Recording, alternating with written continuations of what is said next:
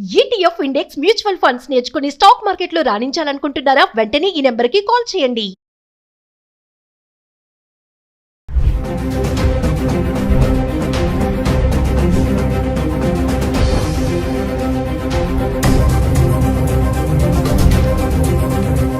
నమస్తే, welcome back to Suman TV. ప్రస్తుతం మనతో పాటు ఉన్నారు analyst, TEDx speaker, legendary award winner in real estate doctor Nandi Rameshwar Rao గారు. సార్తో మాట్లాడదాం. నమస్తే సార్. సార్, ట్రంప్ మనం చాలా వీడియోస్ చేస్తూనే ఉన్నాం. ఇప్పుడు రీసెంట్గా చూసుకుంటే H1B వీసా రూల్స్లో మార్పులు చేర్పులు జరుగుతున్నాయి. ఇంకా డిపెండెంట్ వీసా ఎవరైతే ఉన్నారో వాళ్ళకి కొంచెం టెన్షన్ అని చెప్పేసి అంటున్నారు. డిపెండెంట్ వీసా ఉన్న వాళ్ళు మరి రెన్యువల్ చేసుకుంటే చేసుకోకపోయినా వచ్చే ప్రమాదాలు ఏముంటాయంటారు ఒకసారి? ట్రంప్ వచ్చిన దగ్గర నుండి చాలా మందికి గుండెల్లో రైలు పడరు. ఇంతవరకు ఇండియాకి పరిగెట్టి ఇప్పుడు అమెరికా వాళ్ళు కూడా పరిగెడతారు. ఎందుకంటే ఆయన ప్రెసిడెంట్ అయ్యి దాదాపు 2 నెలలు hours. I think 20 correct 2 months అనుకుంటా. 21 ఇవాళ 21 కదా. So 2 months correct time set అయింది. ఈ 2 months లో కొన్ని అలజడులు బాగా క్రియేట్ చేసాడు. ఏంటంటే మనం చెప్పుకుంటూ వచ్చి ఒకసారి రిపీట్ చేయడానికి, బర్త్ టూరిజం మార్చాడు, వీసా ప్రొసీజర్ మార్చాడు, లాటరీ సిస్టమ్ మార్చాడు, పార్ట్ టైం జాబ్స్ మార్చారు, ఇల్లీగల్ అది మాత్రం పాజిటివ్ గా తీసాడు. ఆ పాయింట్ వరకు ఇల్లీగల్ ఇమిగ్రెంట్స్ ని తీసేయడం కరెక్ట్. ఎందుకంటే ఆయన ఓట్లు గెలిచిందే ఆ పేరు చెప్పి చేశాడు. మేము ఇల్లీగల్ బయట వాళ్ళని పంపించేస్తాం, ఎవరైతే క్వాలిఫైడ్ కదా, ఎవరైతే స్కిల్డ్ లేరో వాళ్ళని పంపించేస్తాం, ఆ ఓట్లో ముందే చెప్పాడు ఆయన. సో అది ఆయన కంట్రీ కోసం ఆయన స్వార్థం ఉండడం తప్పలేదు. మిగతా కొన్ని డిస్టర్బెన్స్ ఉన్నా ఈ ఇల్లీగల్ ఇమిగ్రెంట్స్ అనేది ఏం చేశారంటే దానికి సపరేట్ ఆయన ఏమంటున్నాడు, మన వాళ్ళకంట ఇతర దేశస్తులు ఎస్పెషల్లీ ఇండియా వాళ్ళు బాగా ఎక్కువ సంపాదించి మంచి పొజిషన్స్ ఆక్యుపై చేస్తున్నారు, సీనియర్ పొజిషన్స్. బిజినెస్లో కూడా కన్సల్టెంట్స్ కూడా మన దగ్గర మన వాళ్ళు ఎక్కువ అరేంజ్, రెస్టారెంట్స్ కానీ, హోటల్స్ కానీ, మిగతా హాస్పిటల్స్ కానీ, ఇంజనీరింగ్ ఇన్స్టిట్యూట్ కానీ, అందరూ కూడా అమెరికన్స్ కంటే మనం బాగా పోయింది. Because our IQ level is very good compare to other literacy in India. North ఇప్పుడు వెళ్తున్నాను నేను, బీహారు, యూపీ చూస్తే లిటరసీ ఉంటుంది అక్కడ 5-10% ఉంటే ఎక్కువ. మనం 90% లిటరసీ ఉంది యాక్చువల్గా విలేజ్లు బట్టి తీస్తే. నేను ఒక డిఎల్ఎఫ్ అనే కంపెనీ లాంగ్ వే ఒక క్యాప్షన్ పెట్టేది, every 4th engineer from America is from India. In America is from India. Every 4th engineer from India is from south. Every 4th engineer from south is United UP and AP and Telangana. అది మన history. అంటే ఇంజనీర్కి అంత respect. అట్లనే doctor. ఈ విధంగా చూసుకుంటే Trump గారు ఏమంటారంటే, ఎంతవరకు మన ఇండియాని ఎంచుకోవడం కారణం, ఇండియా కానీ, చైనా కానీ, మెక్సికో కానీ, పనామా కానీ, ఇవన్నీ కూడా ఎందుకు, our labour cost is very cheap. $10 $15 గంట ఇస్తే పని చేస్తాం. అదే పని సేమ్ వర్క్ $50 ఇవ్వాలి గంట. అంటే $50 వర్సెస్ $10, 40 అంటే 80% సేవింగ్ మనకు జాబ్ ఇచ్చిన్నారు. కానీ అక్కడ ఏమైందంటే ఈ ఫేక్ సర్టిఫికెట్స్, కన్సల్టెన్సీ ద్వారా మ్యానిపులేటింగ్, డబ్బులు ఇచ్చి వెళ్ళడం, గ్యామ్లింగ్, ఇవన్నిటిలో అవుట్పుట్ పడిపోతుంది. అక్కడ వాళ్ళు కూడా ఎఫిషియన్సీ పడిపోయి, ఇప్పుడు మంచి యాంకర్లు అయితే సుమన్ టీవీకి వ్యూస్ రావు కదా. వ్యూస్ రానప్పుడు మీకు రెవెన్యూ ఉండదు. రెవెన్యూ అయితే మీరు తీసేయాలనుకుంటారు. అదే మీరు మంచిగా చేస్తుంటే మీకు ఇంకా అప్రిషియేట్ చేసి ప్రమోషన్ ఇచ్చి ఇంక్రిమెంట్ ఇస్తారు. అక్కడ కూడా అదేమవుతుందంటే ఈ బయటకు వచ్చింది. దాంతోపాటు మన ఎలాన్ మస్క్ మెయిన్ రీజన్, ఆయన ఉన్న వాళ్ళందరూ H1B వీసాల్లోనే ఉన్నారు. ఆయనకి పవర్స్ ఇచ్చిన తర్వాత మామూలు ఏమీ లేకుండా ఆయన ఇరగొడతారు, చింపేస్తాడు మొత్తం. పవర్ డోజ్ అనే డిపార్ట్మెంట్ మొత్తం ఆయన చేతిలో ఉంది. రామస్వామి పక్కకి వెళ్ళిపోయాడు, వేరే గవర్నర్ ఏదో దానికి పంపించారు. సో ఈయన ఇప్పుడు ఈయన ఏం చెప్తే తానా అంటే తందానా అనాలి ట్రంప్. ఈయన ఎలక్షన్, ఈయన క్యాంపెయిన్ వల్లే ఆయన పెరిగాడు. సో అక్కడ ఇద్దరికి కొద్దిగా వచ్చి క్లాష్ కాంప్రమైజ్ అవుతున్నారు. ఇప్పుడు ఎలాన్ మస్క్ ఏం చేస్తున్నాడు, ఆయన బిజినెస్ ఎస్టాబ్లిష్ అవ్వాలి, ఆయన ప్రకారం ఆయన లాస్ కొన్ని ఉన్నాయి, ట్రంప్ లాస్ కొన్ని ఉన్నాయి, వీళ్ళిద్దరు కలిసి కామన్ లాస్ కొన్ని ఉన్నాయి. ఇప్పుడు ఏమవుతుందంటే డిపెండెన్సీలో జనరల్గా అంత ముందు ఏమైందంటే, తల్లి తండ్రి అక్కడ ఉండి పిల్లలు అక్కడ పుడితే 21 years వరకు డిపెండ్ ఉంటాడు. తర్వాత స్టూడెంట్ వీసా వచ్చేస్తుంది. స్టూడెంట్ వీసా వస్తే ఇంటర్నేషనల్ కెరియర్ స్టార్ట్ అవుతుంది. దాని తర్వాత అక్కడ సెటిల్ అయ్యే. ఇప్పుడు ఏమన్నా పుట్టిన పిల్లలకి అసలు సిటిజన్షిప్ లేదు, గ్రీన్ కార్డు కానీ ఇవన్నీ ఇవ్వరు. మరి వాళ్ళు ఎక్కడికి వెళ్ళాలంటే తల్లిదండ్రుల నుంచి పిల్లలు అక్కడ పంపించాలా.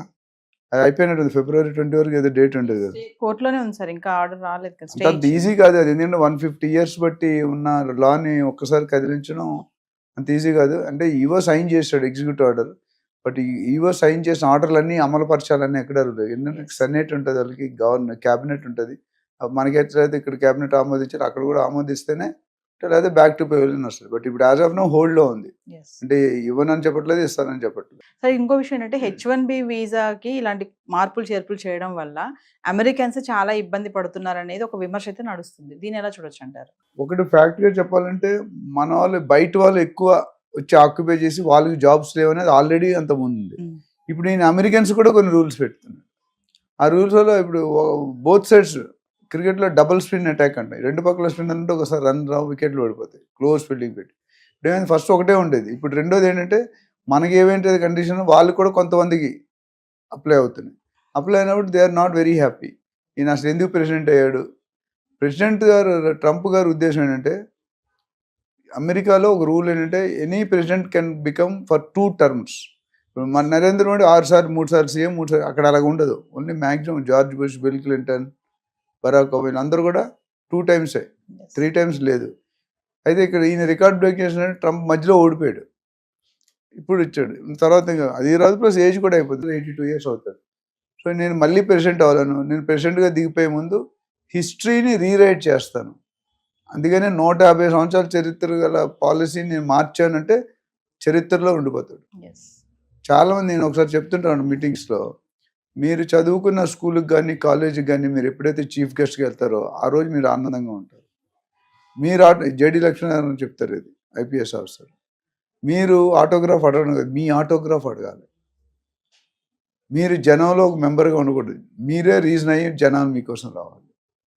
ఈ పాయింట్ చూసుకుంటే చాలా ఇంపార్టెంట్. అంటే లైఫ్లో ఏదో సాధించినట్టు. మన స్కూల్కి మన చీఫ్ గెస్ట్ అంత అదృష్టం ఎంతమంది వెళ్తారు?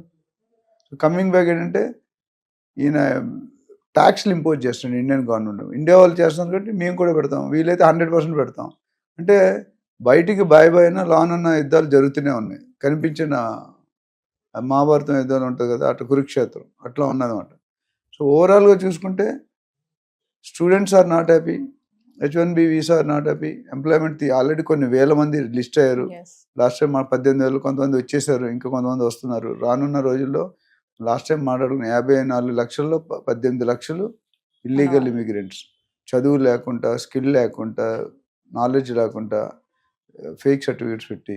అది చేయకూడదు. నాకు ఇప్పుడు ఇండియా కూడా ఒప్పుకుంది తీసుకోండి, ఎందుకంటే జెన్యూన్ రీజన్ చెప్తున్నాడు ఆయన.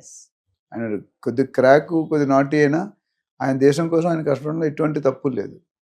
అయితే ఈయన తీసుకున్న US-లో ఎకానమీ బట్టి మిగతా కంట్రీల ఎకానమీ డిపెండ్ అయి ఉంటుంది.